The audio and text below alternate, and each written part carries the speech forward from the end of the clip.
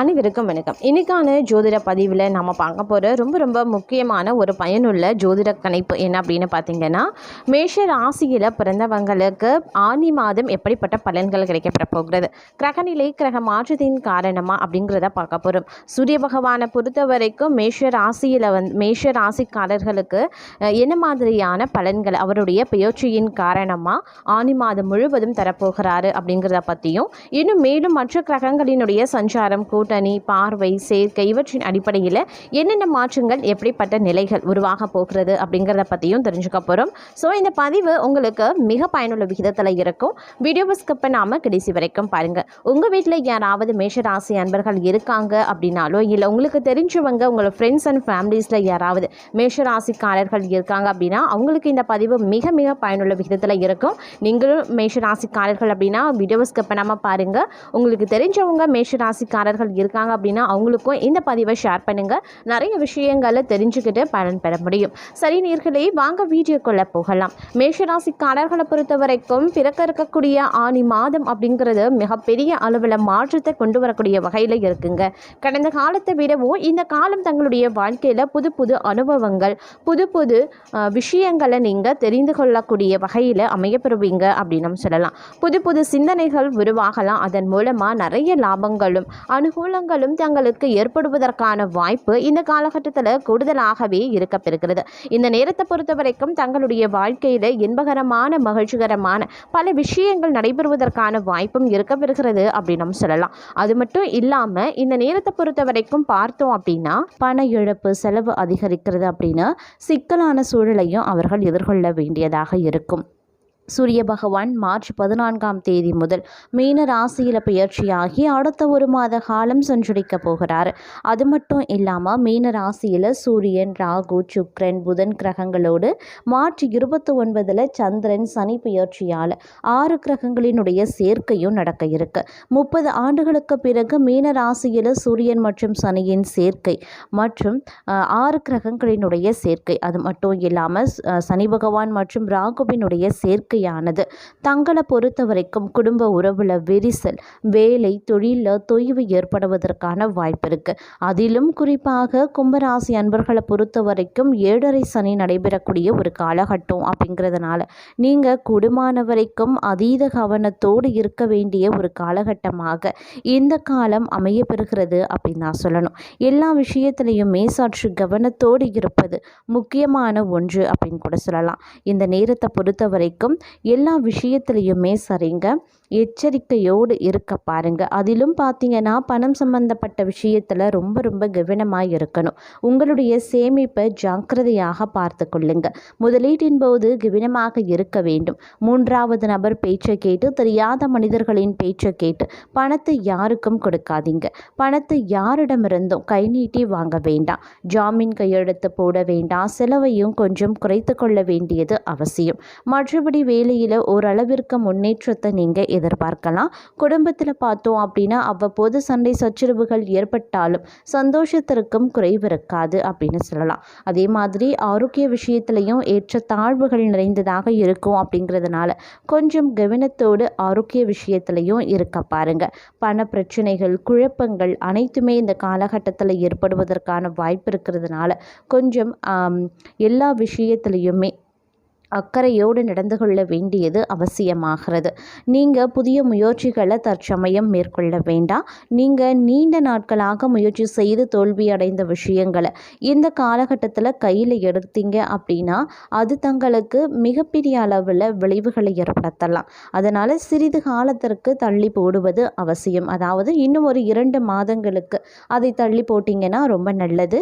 அதுக்கப்புறம் கொஞ்சம் கொஞ்சமாக அதில் ஒரு நல்ல முன்னேற்றம் உருவாக ஆரம்பிக்கும். அதே மாதிரி வேலை சம்பந்தப்பட்ட விஷயம், வியாபாரம் சம்பந்தப்பட்ட விஷயம், குடும்பத்தில் சுபகாரிய பேச்சுக்கள் அப்படின்னு எல்லாமே பார்த்தீங்க அப்படின்னா உங்களுக்கு சிறிது கால தாமதம் ஆகத்தான் செய்யும். தேவையில்லாத குழப்பத்தில் இருந்து உங்களுடைய மனம் பார்த்தீங்க அப்படின்னா மேலும் குழப்பம் அடைவதோடு மட்டும் இல்லாமல் ஒரு விதமான அச்ச உணர்வு, பய உணர்வு ஏற்படுவதற்கும் வாய்ப்புகள் இருக்கிறதுனால கொஞ்சம் கவனத்தோடு இருங்க. மனதை போட்டு குழப்பிக்கொள்ள வேண்டாம். தேவையில்லாமல் எதை பற்றியும் நீங்கள் ஆழ்ந்து சிந்திக்கவும் வேண்டாம். உங்களுடைய சிந்தனைகள் உங்களுக்கு குழப்பத்தை ஏற்படுத்தும். இந்த குழப்பம் நாளளவில் பார்த்தோம் அப்படின்னா பயத்தை உருவாக்கும். அதனால் கொஞ்சம் குழப்பிக்கொள்ளாமல் எதை பற்றியும் சிந்திக்காமல் இருக்கிறது சால சிறந்தது. மனதை அமைதியாக வைத்து கொள்ள தினமும் தியானம் பண்ணுங்க, குலதெய்வ வழிபாட்டை மேற்கொள்ளுங்க, இஷ்ட தெய்வ வழிபாட்டை மேற்கொள்ளுங்க. தினமும் பார்த்தீங்க அப்படின்னா காலையில் எழுந்தவுடன் முருகனையோ அல்லது விநாயக பெருமானையோ சிவபெருமானையோ பெருமாளையோ நீங்கள் வணங்கி விட்டு அந்த நாளை நீங்கள் தொடங்குனீங்க அப்படின்னா இந்த மாதிரியான குழப்பம், பயம், அச்ச உணர்வு, மனபதட்டம் இது மாதிரியான விஷயங்களில் இருந்து நீங்கள் ஓரளவுக்கு விடுபட முடியுங்க. அதே மாதிரி பொன் பொருள் சேர்க்கை ஒரு சிலருக்கு உண்டாக வாய்ப்புகளும் இருக்கிறது. இந்த காலகட்டத்தை பொறுத்த வரைக்கும் நீண்ட நாட்களாக வராது அப்படின்னு நினச்ச பணத்தை கடவுள் உங்கள் கையில் கொண்டு வந்து சேர்ப்பார். ஆனால் அதற்கு நிகரான செலவினங்கள் மற்றொரு புறம் வரிசை கட்டி நிற்கும். அதனால் செலவினங்களை பொறுத்த வரைக்கும் கொஞ்சம் திட்டமிட்டு பட்ஜெட் போட்டு செலவுகளை மேற்கொள்ள பாருங்கள். கோர்ட்டு கேஸ் வழக்குகள் உங்களுக்கு சாதகமாக அமையவும் வாய்ப்புகள் இருக்குது. வேலையில் திறமை வெளிப்படுத்துவீங்க. நல்லது நடக்கக்கூடிய காலகட்டமாக இருக்க பெற்றாலும் அசுப கிரகங்களினுடைய பெயர்ச்சி மற்றும் சேர்க்கையின் காரணமாக விளைவுகளையும் சவால்களையும் ஒவ்வொரு விஷயத்திலையும் எதிர்கொண்டு போராடி அதற்கு பிறகு வெற்றியடைய வேண்டியதாக இருக்க பெறலாம். அதே மாதிரி வெளியில் எல்லாம் நல்லதாக நடந்தாலும் குடும்பத்தில் சில பிரச்சனைகள் எழத்தான் செய்யும். மனைவியிடம் பொய் சொல்ல வேண்டாம். மனைவிமார்கள் கணவரிடமும் பொய் சொல்லக்கூடாது. அதே மாதிரி வருமானம் செயற்படலாம். கடன் சுமை அப்படிங்கிறது கொஞ்சம் கொஞ்சமாக தான் குறையும். அதனால் கொஞ்சம் கவனத்தோடும் இருக்க பாருங்கள். தேவையற்ற நிதி சம்பந்தப்பட்ட பிரச்சனைகள் இருந்து நீங்கள் கொஞ்சம் கொஞ்சமாக வெளிவந்துடுவீங்க. மன நிம்மதி அடைவதற்கான வாய்ப்பு ஆரம்பிக்கோங்க. புதுசாக செய்ய வேண்டிய வேலையிலையும் நீங்கள் ஆர்வம் காட்டுவீங்க. புது முயற்சிகளை தற்போது மேற்கொள்ளலாம். வியாபாரத்தை விரிவும் படுத்தலாம். வங்கி கடனுக்கு முயற்சி செய்கிறவங்களுக்கு அதற்கான பலன் இந்த காலத்தில் கிடைக்க வாய்ப்புகள் இருக்கும். நல்லதே நடக்கும். எதையும் நினச்சும் நீங்கள் கவலைப்பட வேண்டாம். அதே சமயம் நிறைய நேரம் கைபேசி பார்க்காதீங்க. அடுத்தவர்கள் விஷயத்தில் மூக்கையும் நுழைக்காதீங்க. இது ரெண்டுமே உங்களுக்கு பிரச்சனையை ஏற்படுத்தலாம். அதே சமயம் ஒரு கலக்கலான ஒரு காலமாகவே இருக்குங்க. நீங்கள் இந்த காலகட்டத்தில் பார்த்தீங்க அப்படின்னா ஒரு ஹீரோ போல் இல்லை ஒரு ஹீரோயின் போல் வலம் வருவதற்கான வாய்ப்பும் இருக்குது. நீங்கள் சென்ற இடம் எல்லாம் புகழ் பெயர் கிடைக்க வாய்ப்புகள் இருக்குது. உங்களை பார்க்கும்போதே ஒரு வசீகரம் இருக்கும் அப்படின்னு சொல்லலாம். தங்களுடைய பேச்சில் ஒரு அழகு இருக்கும். தங்களுடைய தனித்தன்மை வெளிப்படுவதற்கும் வாய்ப்பு இருக்குது. எல்லா விஷயத்துலையுமே நீங்கள் தான் நம்பர் 1. கவலையே பட வேண்டாம்.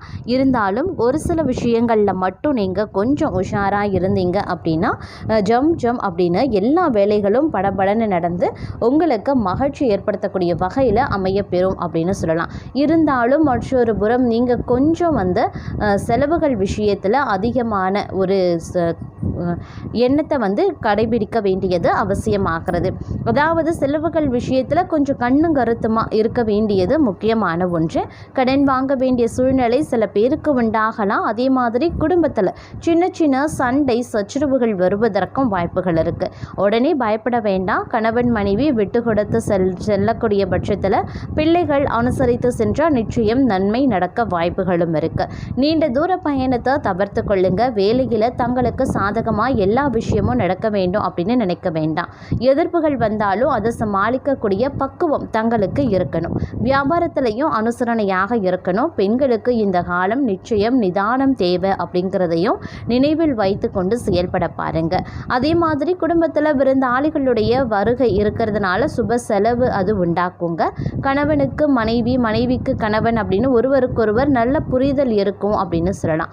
இத்தனை நாள் தவறாக புரிந்து கொண்ட விஷயங்களை எல்லாம் கூட இந்த காலகட்டத்தில் நல்லபடியாக புரிந்து கொள்வீங்க. தங்களுடைய அறியாமையும் நீங்க பெறும். வேலையில் எதிரிகளும் நண்பர்களாக மாறக்கூடிய வாய்ப்பும் இருக்க பெறுகிறது. அதே சமயம் தங்களுக்கு கெடுதல் நினைப்பவர்களும் நல்லதையே நினைப்பாங்க. ஆச்சரியத்தை அடக்கி வைத்திருக்கக்கூடிய இந்த காலம் பயணம் செய்ய தயாராகி கொள்ளுங்க அப்படின்னு தான் சொல்லணும். இருந்தாலும் பயணங்களின் போது கொஞ்சம் திட்டமிடல் அப்படிங்கிறதும் உஷாராக கண்ணும் கருத்துமாக இருக்க வேண்டியதும் முக்கியமான ஒன்று அப்படின்னு தாங்க சொல்லணும். அதே மாதிரி இந்த காலகட்டத்தில் வந்து வெளிநாட்டில் வேலை வேண்டும் அப்படின்னு நினைக்கிறவங்க, மனதிற்கு பிடிச்ச வேலை வேண்டும் அப்படின்னு நினைக்கிறவங்க கண்டிப்பாக முயற்சி பண்ணுங்க. உங்களுடைய முயற்சிக்கான வெற்றியை இந்த காலகட்டத்தில் நீங்கள் கண்குளிர பார்ப்பீங்க அப்படின்னும் சொல்லலாம். பெரிய தொழிலதிபராக சின்ன பிள்ளையா சுழி போட புது வேலையை ஆரம்பிங்க. நீங்கள் தொட்டதெல்லாம் நிச்சயம் இந்த காலம் பிரம்மாண்ட வெற்றியை கொடுக்கும் அப்படின்னு தான் சொல்லணும்.